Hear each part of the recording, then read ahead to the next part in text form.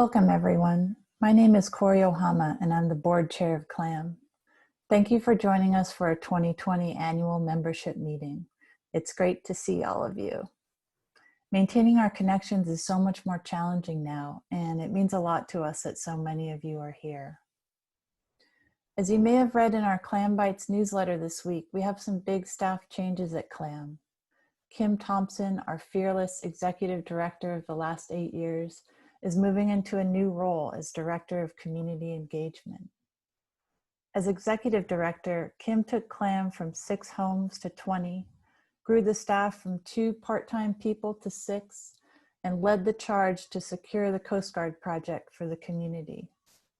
We're grateful to Kim for all her years of leadership, and we're so excited that she'll continue to share her passion, skill, and vibrant heart to advance CLAM's work in her new role. Thank you, Kim. Stacy Lauman has been serving as the acting executive director for CLAM since June, expanding on the project manager role she's held since 2017. Stacy has brought a wealth of experience to CLAM, having worked for both the Marin County Community Development Agency and Habitat for Humanity. As acting executive director, Stacy has demonstrated her ability to effectively manage CLAM operations and programs in a very challenging environment. The CLAM board is pleased to have Stacy continue in this role as we chart CLAM's next chapter. In addition, I'm happy to announce that CLAM has hired a new staff person, Mari Nakagawa, who will serve in the newly created role of Fundraising and Communications Associate. Mari will be starting next week. With this new staff configuration and new hire, along with our existing talented and dedicated board and staff, we feel CLAM is strongly positioned for the work ahead. And with that, I'd like to introduce Stacy Lauman, who will be our meeting MC tonight. Stacy? Thanks, Corey, and welcome everyone. I was saying it's a thrill to see all these faces and a pleasure to be with you tonight. Normally, our annual membership meeting is a true community celebration where people come together and shake hands, hug old friends and new friends, enjoy our famous CLAM chowder as we reconnect about the collective efforts of the CLAM team and membership.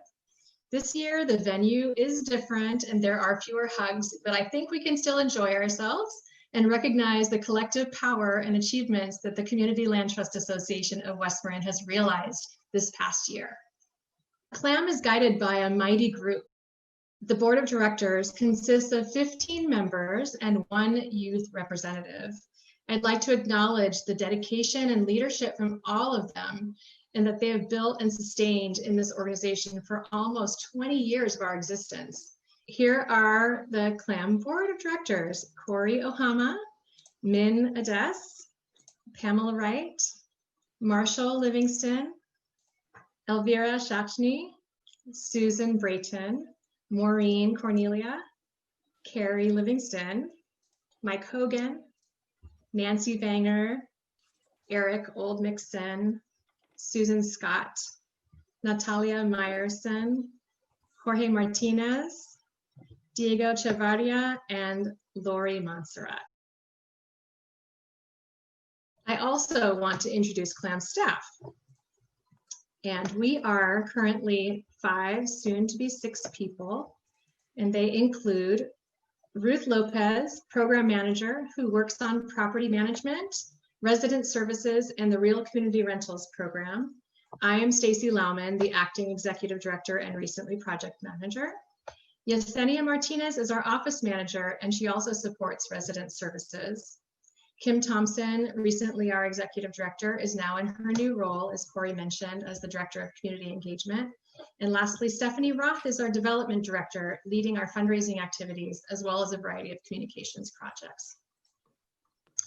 Stephanie Roth, Yesenia Martinez, Corey Ohama, and Nancy Banger were the driving force behind the planning for tonight's event. Thank you all for your hard work and making this event happen. Since March, the CLAM board and staff have been working and collaborating remotely. It's been a productive time, but we do miss being in the CLAM office and being available for folks to drop in and talk with us. It's always fun to get to know other CLAM members. And so for the next 5 minutes, we'd like to create a space for you to say hello to each other.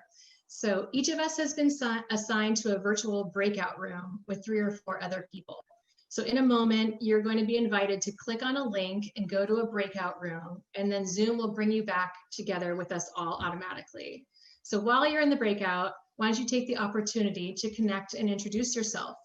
Please share your name, why CLAM's work is important to you, or something that drew you to be with us tonight. And then after 5 minutes, we will all return to this larger group setting. All right, looks like everyone's back. Is that true? Great. We all made it back. That's so good.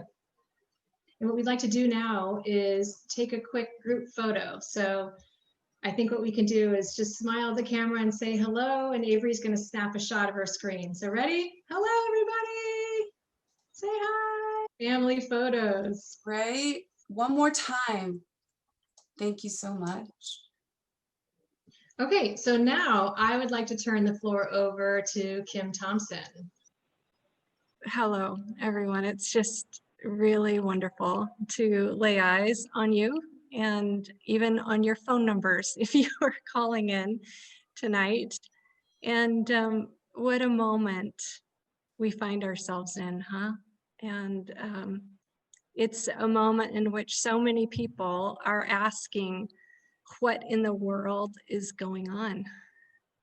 And so many of us, even though we're in joy here tonight together, we actually do have a lot of feelings of anxiety, of fear, of anger, a lot of sorrow, and even exhaustion and numbness as we go through our days. Even though we're all in this pandemic together in this time, the pandemic has affected us as individuals very differently. And even with that, however, each of us has had a great amount of courage during this time, whether it's been how to navigate physically through streets or aisles of the supermarket, how to navigate this time emotionally, the deeper soul searching that so many of us are doing during this time. The courage that we've had also includes the willingness to allow ourselves to feel, to ask, to search out, and to assess. Many of us had the experience of packing our cars recently during an evacuation or an evacuation warning. It brought forward this aspect of assessing one's life into crystal clear focus, didn't it? What do we take with us and what do we leave behind?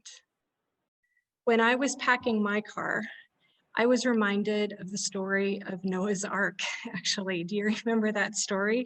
Where Noah is instructed to build a huge boat and put in the species of animals and people that are going to survive the storm on the boat and then seed a new future on a different shore. Many people remember this myth as an end of the world story, the great floods, annihilation. But actually, it's not an apocalyptic story at all. It's an end of the world as we know it story. And it's a story about how a community moved through difficulty to a new future.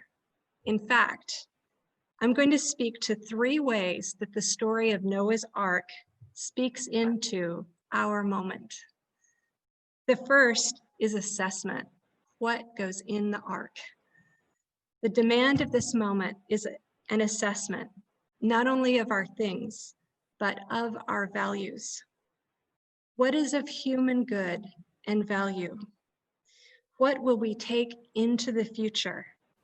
And what will we abandon because it's not useful or because it's destructive? Assessment is so important, and we've been given, frankly, quite a lot to assess. So much has been brought up for us to consider. We've assessed, for example, our relationships during the pandemic, whether we've been too close to some people or too far away from others. We've learned what really counts and who really counts. Another assessment is of our democracy. Indeed, what happened to it? And what is it about our political system that we value? Also, many people in this community and across the country are now seeing themselves within systems of white privilege and asking, what does this mean for their self-understanding and for how they should live in the world going forward? Others now see more clearly the shadow side of the tenets upon which our country was founded. That is land theft and, frankly, genocide. Many of us are zooming in this evening from homes on land once occupied by the Miwok. We also live within a wide swath of Marin County that denied property ownership to African American families. And lest we think that this trend is of the past, to this day, it's far more difficult for any Latino renter in West Marin to find a home than a white renter. And the options for farm working families who have contributed to this local economy, sometimes for generations, it's still difficult for them to have a stable and affordable home that's not tied to their employment. The options are negligible, in fact.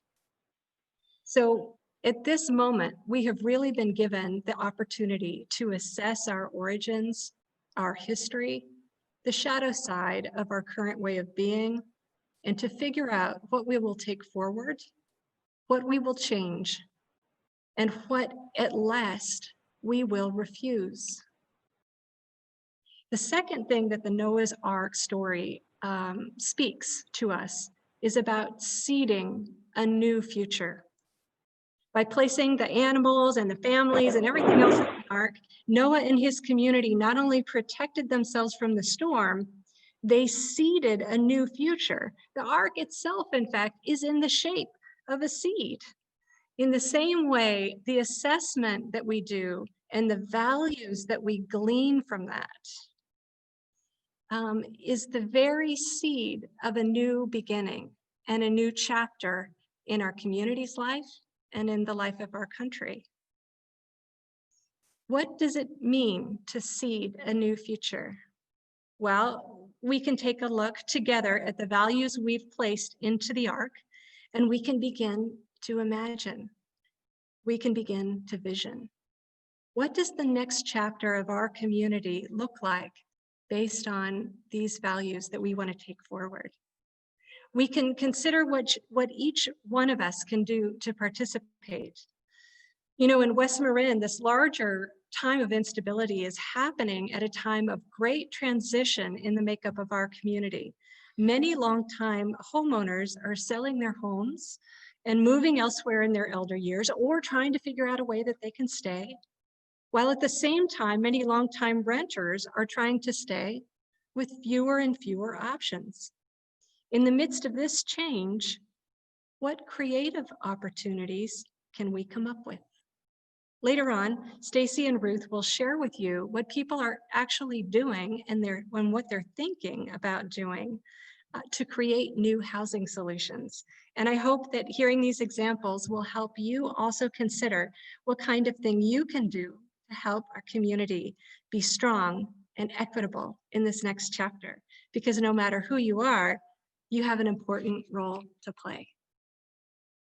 To seed a new future, we need to keep our fundamental interdependency, but we may need to shift our roles. As an example, at CLAM, we've decided to shift roles so that I can focus on community-related and policy work. And this enables me to work in my strengths, and it enables CLAM's work to benefit from the fullest expression of Stacy Lauman's strengths. With Mari Nakagawa coming on board, who is a fantastic woman, very well versed in CLTs, we are all shifting roles so that we might be stronger to create homes in this community. Here's another example. Just before the pandemic, I was at the West Marin Chamber of Commerce meeting. That night, a woman from the Village Association came over. You know, the Village Association and the Chamber, they meet on Thursday nights, kind of around the same time. So the woman from the Village Association said, you know, there's just a handful of people at the Chamber of Commerce I'm noticing here in the Station House. And I know there's just a handful of people over in the Dance Palace. And we're all meeting at the same time. And we're talking about the same things.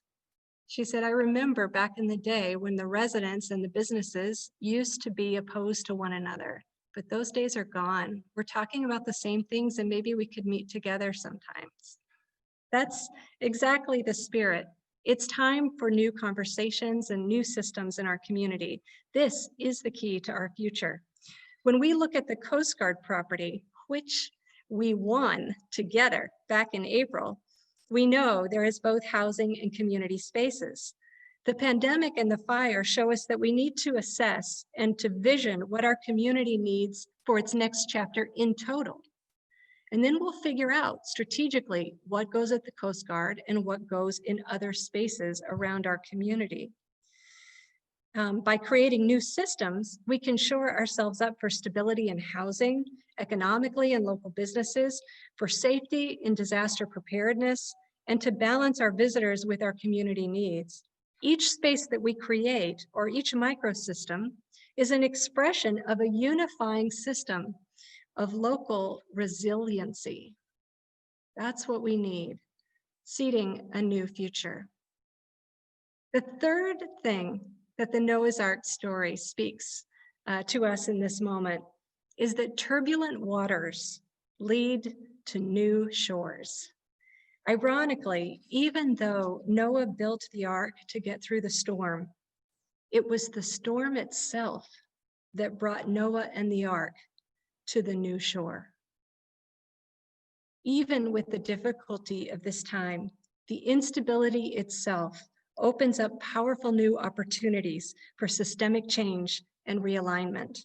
As a case in point, even though our communities and advocates across the county struggled for years to attain even basic renter protections, within the past 6 months, only $2.5 million has been released for rental assistance.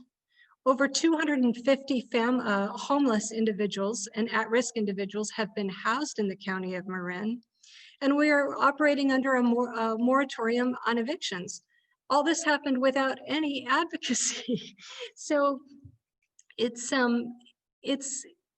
the pandemic obviously warrants all of these measures and more to take place, but the important takeaway here is that political will and a collective moment can move us forward in ways that we never thought imaginable. So to recap, the 3 things that the story of Noah, this most unusual story in this most unusual time, have for us is assessment. What do you value? What do we value for ourselves and for our community? What are we going to put in the ark? Secondly, seeding a new future. What can each of us offer? What can we do? How can we act to make this vision of a community on our values a reality? And what do we need to shift in order to be stronger? And lastly, the waters themselves are a help. As difficult as this time is, we can harness this collective moment toward our vision. And we absolutely will. As always, it's a privilege and a joy to sail these waters with you.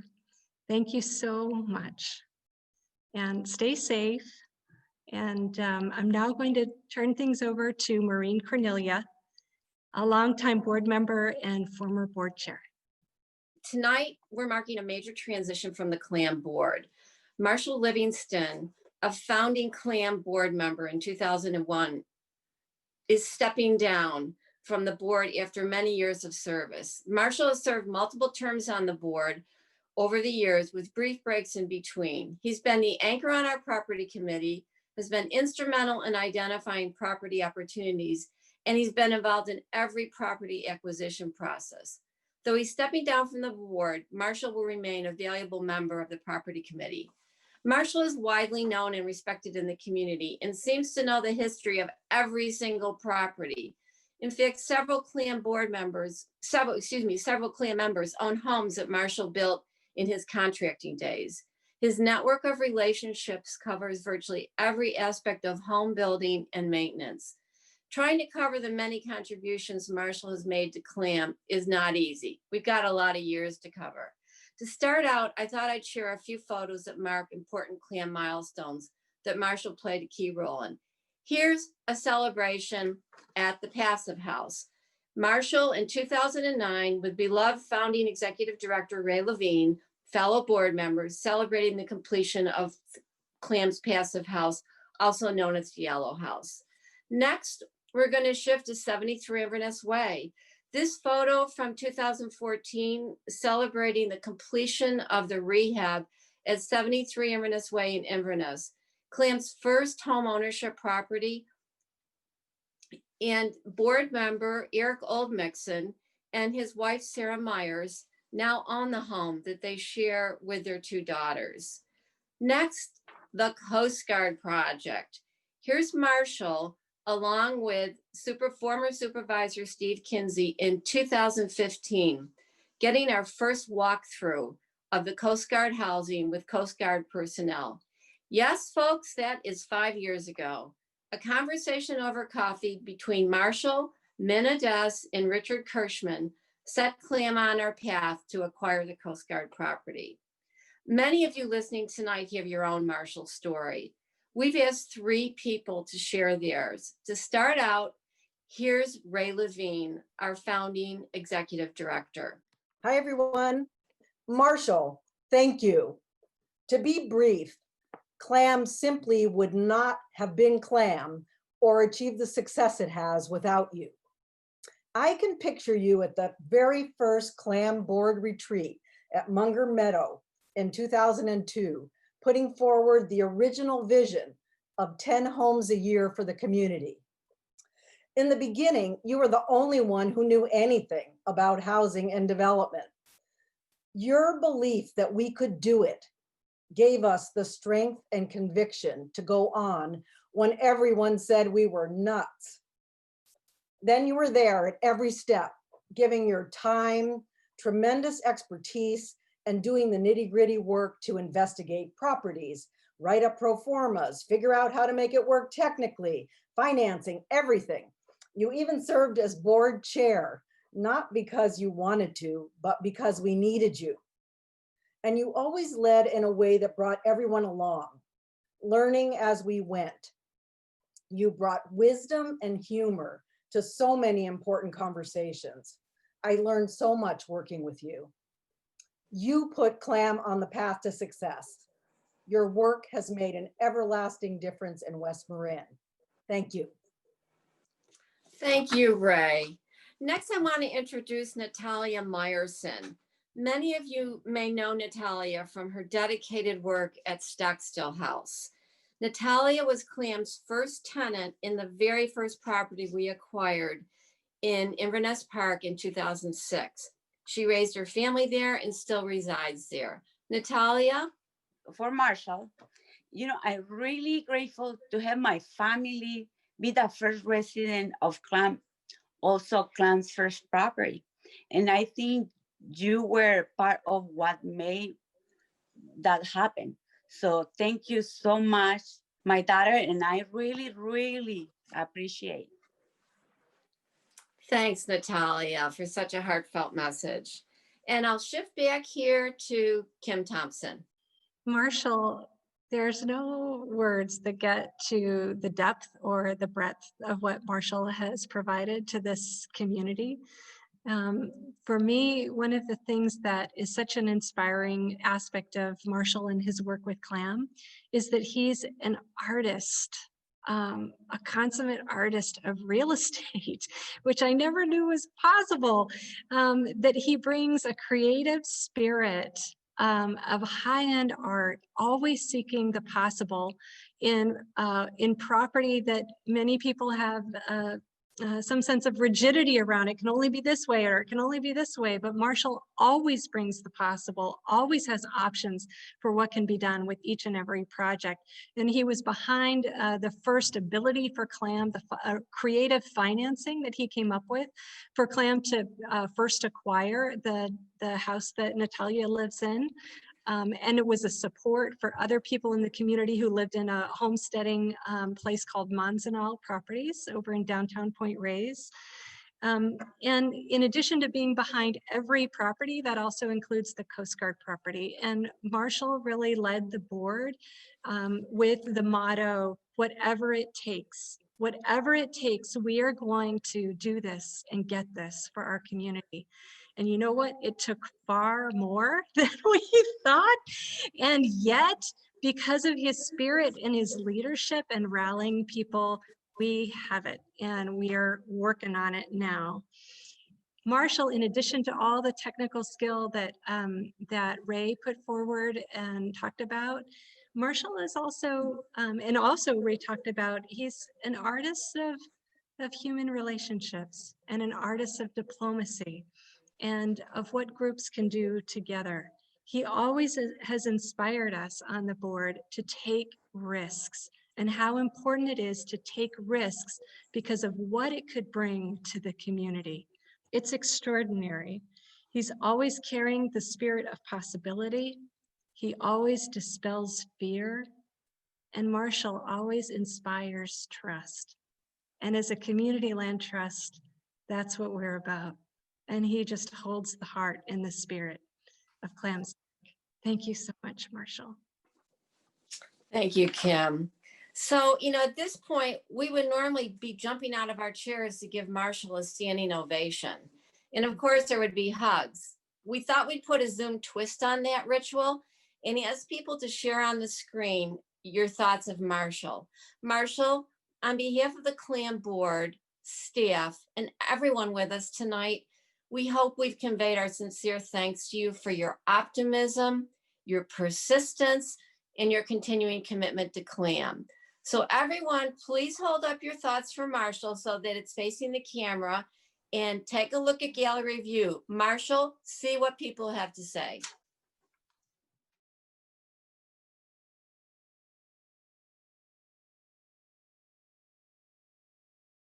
Okay, Marshall, now we're gonna shift to you so you can share your thoughts. Oh, that's kind of overwhelming. Thank you, everybody. But you know, from the very beginning in 2002 at Munger Meadow, it took everybody. It took all the people who were volunteers, and I mean, this is from 2002 up until now, all the people who were volunteers, all of the board members from way back and the current board members, the staff, which is just always, it's been incredible. It's been inspiring. It's been, and every board meeting was exciting, energizing, inspiring. So, and I think as Ray said, when we got started, nobody really thought we could do this. And I guess I did. I don't know that I really did, but we did. We moved ahead, and it took a long time to get our first house, to get Natalia's house. But we did, and that was the beginning of really figuring it out and learning how to do this.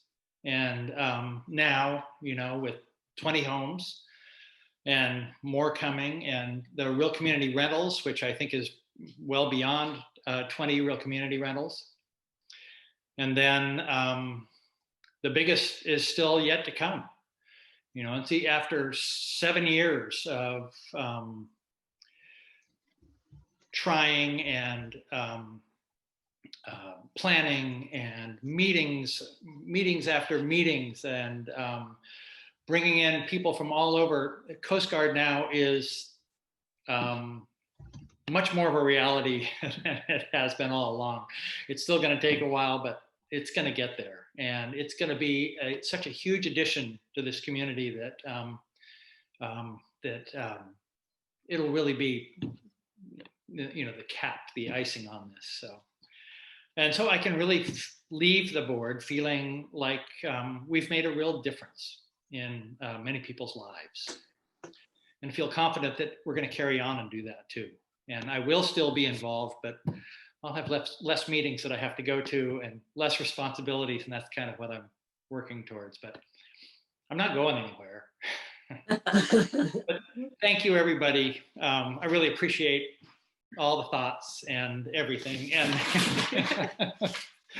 and my partner here has supported me all the way through it. So thank you. Thank you, Marshall. Thank you for staying on the property committee too. That's really important for us. Yes. All right. So next up on the agenda, Ruth Lopez and I would like to give you an update on CLAM's work in 2020. And I imagine some of you may have questions. And so while we talk, you're welcome to type your questions into the chat. And then we'll take about 2 or 3 minutes or 4 minutes after this section to answer a few questions. We're running behind, and so we'd like to catch up. And in the spirit of conversation, though, some of us staff are happy to stay after the meeting concludes, and we can have a dialogue further after that. So 2020 has been really quite a year. As you know, CLAM and our partner Eden Housing were selected in April as the team to redevelop the Point Reyes Station Coast Guard housing site. Yay! We did that with you. People wrote letters, people sent emails and showed up in so many ways to help us win. And there was one overriding message that came from the Board of Supervisors when we won the bid that day. And their message was the community support for CLAM was the key deciding factor in selecting us for the project. You showed at that time that the community is really ready to commit the resources and the effort and the heart that will directly impact the success and the renewal of that neighborhood. I'd like to thank Dennis and his staff, Dennis Frodoni and his staff, for their leadership throughout the process. And I'd like to congratulate everyone here for our collective achievement. Work on the project did slow this summer due to the chaos of the pandemic and the county's need to respond urgently to that crisis. But now we are moving forward again. Currently, we're working with Eden and the county to chart an effective course to making the existing 36 townhomes available to families as quickly as possible. And we're also looking to use the other buildings at the site to provide more housing for seniors and single-person households. So community conversations input are going to be really valuable here, and we will invite those conversations in the next coming months. If you recall, the property will need a wastewater system that can serve the entire site. And so the permitting and the construction for the whole project is going to take about 2 years. As with all development, the process is detailed and takes a very long time. During the pandemic summer, we were not idle. CLAM worked to support our residents, many of whom work in the hospitality and service sector and were hard hit by the shelter-in-place order. Thanks to the West Marin Fund and many generous donors, our Resilience Fund has provided approximately $25,000 so far in rent subsidy to CLAM residents. Your compassion has literally offered a financial and emotional arc for people in need and for CLAM at this unprecedented time. The community, by supporting the Resilience Fund, helped reduce stress for residents. We've received several cards and notes of gratitude from residents. Most of the residents have been able to resume work or pivot toward other work. A few are still struggling, and we will continue to support them as long as we are able. And CLAM's strategy to create new housing is not limited to the Coast Guard. We also work on smaller scale community-driven housing solutions that do have a big impact.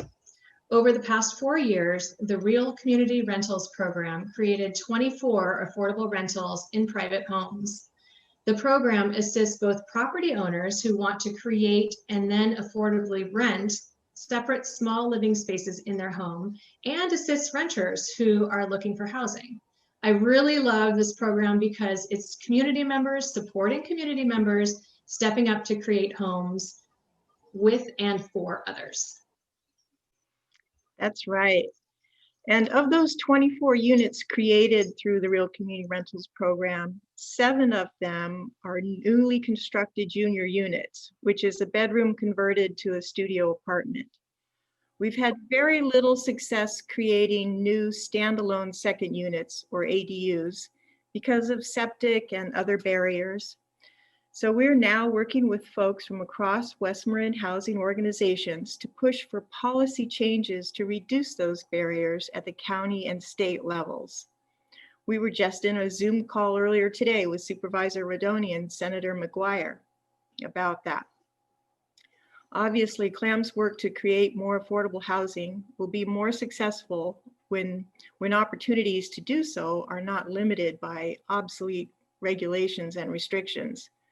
That's why CLAM's work includes advocacy and activism, which we're hoping to do more of in the coming year. And accessory dwelling units aren't limited to a rental situation either. Over the summer, we've received about 10 calls from people who are interested in co-living or shared home ownership. In this case, folks are looking to pool their resources with others to buy a property that lends itself to serving 2 or 3 households. So CLAM could also be a partner in that to make this type of ownership even more affordable. We've been expanding our strategies for creative, community-driven housing solutions. We've never before seen such an interest in co-living. Not only does pooling resources make housing more affordable, it creates community and a pandemic pod. Homeowners might consider converting their ownership to a shared equity situation. I had one household call me this summer to learn about their options to buy the second unit they currently rent and share ownership of the property with the homeowners in the main house. And over the last several years, some people have generously pledged their properties as legacy gifts to CLAM. One homeowner is leaving her home to CLAM on the condition that CLAM pay an agreed upon amount to her heir. And in this way, her heir can receive something from her estate, and the home continues to provide affordable housing to the community. In another scenario, a couple of people have inquired about ways to supplement their own income so they can age in place, then leave their home to CLAM.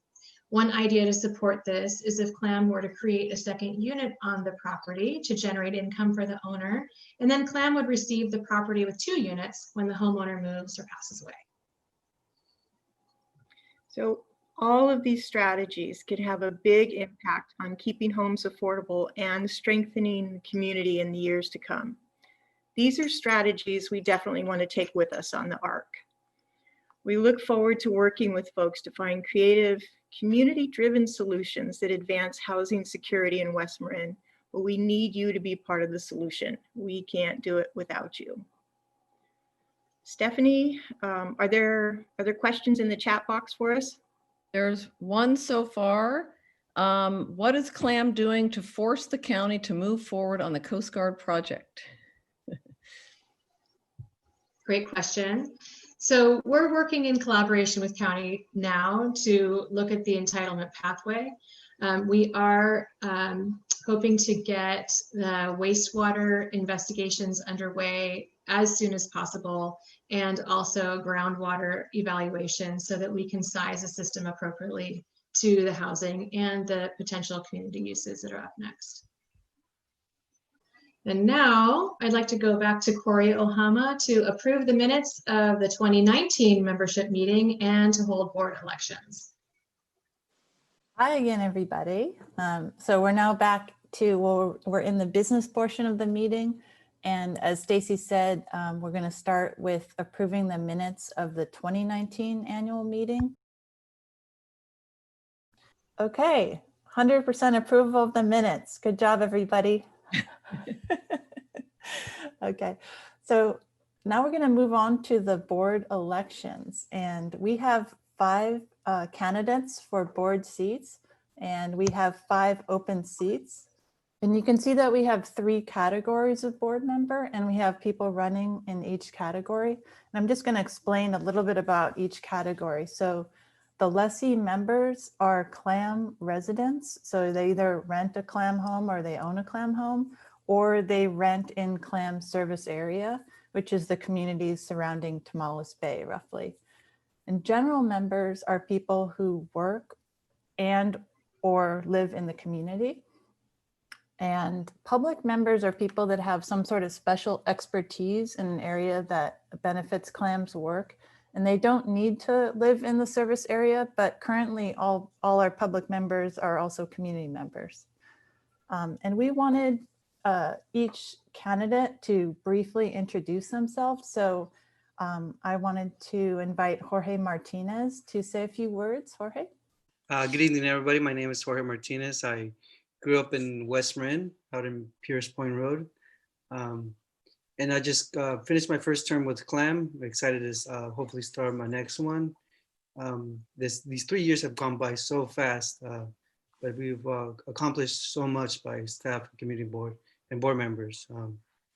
Being on the board has really brought me close to my community and just gotten to learn more about them as well. We've created so many good memories. One of my favorite one is the Tequila at Toby's a while ago. It was great to see community members having a conversation for the first time. And by the end of the event, we had people dancing and singing together. So that was very nice to see, just creating bridges within the same community. And hopefully I can serve another term. Thank you. Thank you, Jorge. And next, I'd like to introduce Lori Montserrat, who is our current CLAM treasurer, and she's up for a renewed term on the board. Lori? Hey, I'm Lori Montserrat. I'm currently on the board as the treasurer. And I love being involved with CLAM because it's the most compassionate organization I know. So thumbs up for CLAM. Thank you, Lori. Next, I'd like to introduce Susan Brayton, who is renewing her term on the board. Susan? Hi, everybody. I think I was destined to be a part of CLAM from a very early age. Flashback, World War II, north of England, wartime. My mother, a single parent, working minimum 12-hour days and nights in a hotel where we both lived. She later told me that whenever I drew a picture, I drew a house, a secure home for us to live in. Fast forward to 2000, a community meeting at Tomales Bay Foods when the concept of CLTs was introduced. I was there. This meeting gave birth to CLAM and its formal incorporation. So I've been on and off the board since the beginning and continuously on the fundraising committee, believing that this West Marin community attempts to create the world that it wants. I have obviously found my niche, helping to provide secure homes that people can afford, a human right. We're all here for the same purpose this evening. Now I'm looking forward to celebrating with you all CLAM's work on its 20th anniversary next year. Please vote for me. I might be better than what you've got. Thank you, Susan. Next up is Susan Scott, who is also renewing her term on the board. Susan? Hi, another Susan. So I first joined the CLAM board at its inception almost 20 years ago when I first moved to Inverness. I'm reading this really fast because I know we only have a minute. I've termed in and out of the board over the years, but I stayed involved in the property committee always. I lived, worked, and raised a family for 20 years in Sacramento, where I spent 5 years organizing, designing, and developing a wonderful 25-unit affordable co-housing project 10 blocks from the Capitol for 10 years, and my partner still lives there and I visit a lot. Aside from my history with CLAM and co-housing, what I bring to the board is my legal background and longtime commitment to the CLT model of decommodifying housing and of community control of land. And perhaps most importantly, my connection to the larger network of CLTs. I have been working for several years with the California Community Land Trust Network Policy Committee, drafting and promoting legislation in Sacramento to make it more feasible to develop CLTs throughout California. I'm so happy to be a part of CLAM. It is the bomb. Thank you, Susan. And finally, I'd like to introduce David Sherwood. David has been appointed by the board to take the place of Marshall, who's stepping down, as we know. David? Good evening. I'm David Sherwood, and I live in Marshall, and I've served on the property committee for just over 2 years. And from my first meeting with Kim and during my subsequent participation on the committee, I've enjoyed the people and the culture of CLAM. It's different from the commercial world I've operated in for decades, but I like its sense of inclusion, thoughtful consultation, and I've grown to appreciate the way it makes decisions, listening to staff and its members, each of whom bring a variety of perspectives and experiences to the process. I care about CLAM's mission. The balance in our community is threatened by the high house prices, high rents, and structural changes enabled by technology, which among other things, has effectively reduced the distance between here and the city, where vast amounts of wealth is being created. These pressures make CLAM's work more challenging, but also more interesting and much more important. So I like the people and its mission, but the things I love most about CLAM are its creativity and its collective passion. These are the special ingredients which enable a small staff with limited resources to leverage its influence and accomplish large things in a challenging environment. I'm hopeful that I can be of greater service to CLAM by becoming a member of the board, and I thank you very much for your consideration. Thanks to all of you for your speeches. Those were wonderful. And now it's time to do another vote. This is a member vote. I keep forgetting to say that. Okay, we're going to close out the vote and let's check the results here. Everyone was voted onto the board. So welcome back, renewing members, and a special welcome to David Sherwood, first-time board member. We're so happy to have you all. And people are clapping. Yay! That's nice. Okay. And I just want to take this opportunity to thank the board for their service. You guys are an incredibly talented and dedicated group, and it's been a pleasure working with you and to continue to work with you going forward. And to all of you in the community, we want to invite you to engage with us as board members. You know, we're really representatives of you, our community, and we want to make decisions and set priorities that reflect, you know, your wishes and desires. So you need to tell us what those are. So please, you know, be in communication with us, and we also invite you to participate with us. And if you want to volunteer or join a committee or explore serving on the board, we invite you to get in touch. I'm just looking at my mom is featured on here. Hi, Mom. Please get in touch with us if you're interested in serving. And in closing, we want to thank you all so much for your commitment to CLAM. It's you, our members, that make CLAM's work possible. Thanks to you, we're able to raise $40,000 in COVID relief for our CLAM tenants, as Ruth was talking about, and nearly $50,000 for CLAM's other work in a summer campaign. But what makes us strong is not just the funding, but the power that comes from the numbers of community members who believe that housing is a human right. And you certainly showed that this year in your support of the Coast Guard project. And one of the ways that we demonstrate our power and support is through our membership numbers. So if you haven't joined CLAM yet or need to renew your membership, please consider doing so. You'll find a link in the chat soon with how you can do that. And contributions are always welcome as we continue to grow and take on new projects, and look forward to huge growth with the Coast Guard redevelopment getting underway next year. So we look forward to collaborating with you as we continue to strengthen our community through creating more permanently affordable housing. So thank you. This ends the official program. But if anyone has questions and wants to stick around and ask them, we'll wait around, you know, a few more minutes, maybe about 10 more minutes, and answer people's questions. So thank you again, and good night, everyone.